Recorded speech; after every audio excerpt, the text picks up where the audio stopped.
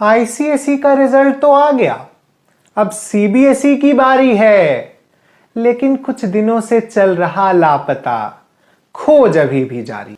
Hello students, आज मैं आपको बताने जा रहा हूं मेरी क्लास 10th बोर्ड के स्टोरी के बारे में। यह कहानी शुरू होती है क्लास 9th और 10th में।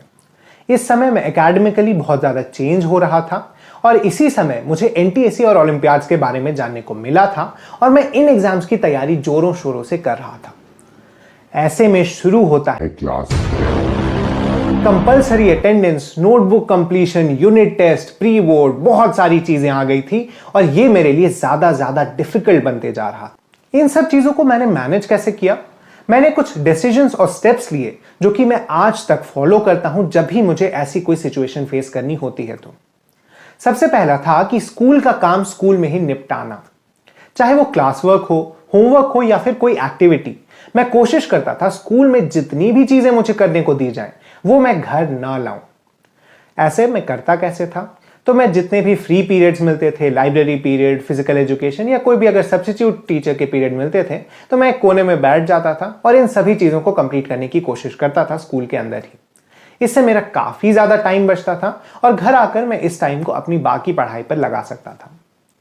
दूसरी चीज थी, मैंने एनटीएससी और बोर्ड्स को कंबाइन किया। ये दोनों अलग अलग एग्जाम्स हैं, लेकिन इनका सिलेबस काफी ज्यादा सिमिलर है।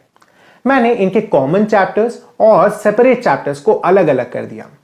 कॉमन चैप्टर्स के लिए मैं सिर्फ एनटीएससी वाली सिलेबस को ही पढ़ता था और काफी ज्यादा डिटेल में जाकर। इससे मुझे फिर से उसके लिए बोर्ड्स के लिए पढ़ना जरूरी नहीं होता था। मैं एक बार अगर इन्हें कंप्लीट कर लेता था तो वहीं पर वो चीजें फिनिश हो जाती थी। तीसरा स्टेप था पेपर को एनालाइज करना और उसी के बेसिस पर मॉक टेस्ट देना, आंसर्स लिखना। मैंने मॉडल आंसर्स को काफी ज्यादा एनालाइज किया और उसके बेसिस पर कोशिश किया कि एनसीईआरटी के अंदर ही कुछ इस तरह से पॉइंट्स बनाए जाएं कि मेरे सभी आंसर्स पॉइंट वाइज लिखा जाए। मैंने इस पर एक वीडियो भी डाली थी किस तरह से मैं एनसीईआरटी में पॉइंट्स बनाता था, आप उसे जाकर भी देख सकते हैं।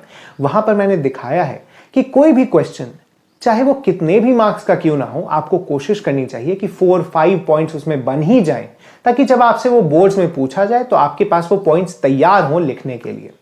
तो इन्हीं स्टेप्स को मैं फॉलो करता रहा।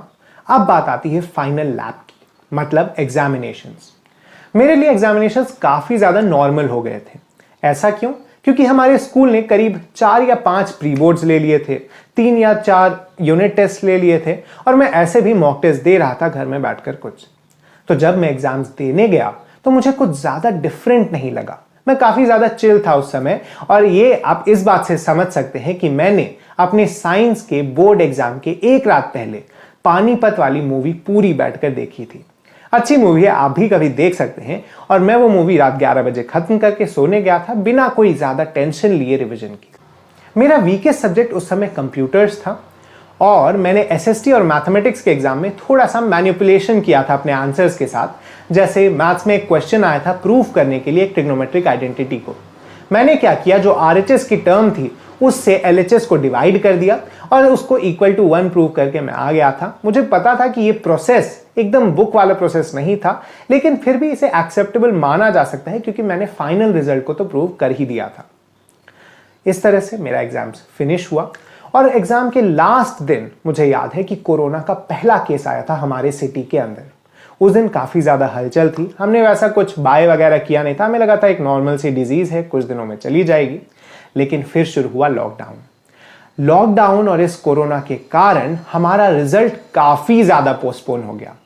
मैंने उस समय एक पोएम भी लिखी थी कि आईसीएसई का रिजल्ट तो आ गया, अब सीबीएसई की बारी है, लेकिन कुछ दिनों से चल रहा लापता, खोज अभी भी जारी है। यह मैंने उस समय की विडंबना को दिखाते हुए लिखा था कि कैसे सीबीएसई ने पूरी तरह से टाल दिया है अपने रिजल्ट के बाद को। लास्टली सुप्रीम कोर्ट को एक डिसीजन लाना पड़ा, उसके बाद सीबीएसई ने अपने रिजल्ट के डेट्स को अनाउंस किया और उस दिन मेरी नर्वसनेस छप्पर फाड़ कर थी। मुझे एकदम समझ नहीं आ रहा था मैं क्या करूं। मुझे वैसी नर्वसनेस कभी पहले फील हुई नहीं थी, लेकिन जैसा हम जानते हैं बोर्ड्स का एक प्रेशर होता है अपना अलग ही, और वो प्रेशर मुझे भी उस दिन झेलना पड़ रहा था। मुझे सारे मिस्टेक्स, सारी चीजें याद आ रही थी। जैसा मैंने अभी आपको मैथ्स के पेपर के बारे में बताया, वैसे ही मुझे कुछ कुछ याद आ रहा था कि अरे ये गलत हो सकता है, वो गलत हो सकता है। लास्टली मैंने इस रेस्टलेसनेस को खत्म करने के लिए डिसाइड किया कि मैं पूरे दिन बैठकर गेम खेलूंगा जब तक रिजल्ट नहीं आ जाता। मैंने करीब 8 बजे सुबह से 3 बजे दोपहर तक गेम खेलता रहा। 3 बजे रिजल्ट्स आए और उस समय जो वेबसाइट क्रैश हुआ, मेरी तो हालत खराब हो गई। लास्टली मुझे फोन पर एक मैसेज आया। सीबीएसई ने उस समय डिसाइड किया था कि मैसेजेस, मेल, जितने भी तरह से भेजा जा सकता है रिजल्ट, उन सभी मीडियम्स को यूज किया जाए। रिजल्ट मेरे मैसेज में आया। मुझे 98% आए थे उस समय और मैं काफी ज्यादा सेटिस्फाइड था अपने रिजल्ट के साथ, क्योंकि मुझे लग रहा था और भी ज्यादा मार्क्स कटेंगे। हो सकता है थोड़ी लिबरल चेकिंग इधर उधर कोविड के कारण हुई होगी। इसी के साथ ये स्टोरी खत्म होती है, लेकिन इससे मैंने इतने सारे लेसन्स जो सीखे वो मुझे लाइफ में आगे भी काम आते रहते हैं। उसके बाद से कभी भी ऐसा प्रेशर सिचुएशन आता है तो मैं उन स्टेप्स को लगाता हूं। इसके साथ ही जब भी मुझे रिजल्ट को लेकर ऐसी एंजाइटी होती है तो मैं उन्हीं स्टेप्स को फिर से दोहराता हूं जो मैंने उस दिन किए थे। मैं आपको यही रिकमेंड करूंगा कि अगर आपके बोर्ड्स एग्जाम होने वाले हैं तो आप पूरी तरह से टेंशन फ्री होकर रहें उस ड्यूरेशन में। मैं ये नहीं कहूंगा कि आप मूवी देखने चले जाएं उस टाइम, लेकिन कम से कम आप बहुत ज्यादा प्रेशर लेकर अपनी एंजाइटी के कारण अपने मार्क्स को कम न कराएं। एक कूल मन से लिख कर आएं, एक एग्जाम ही तो है। और लास्टली आपके लाइफ को बहुत ज्यादा डिसाइड नहीं करता है, ये सोचकर ही इस एग्जाम को देने जाएं। Best of luck. Thank you.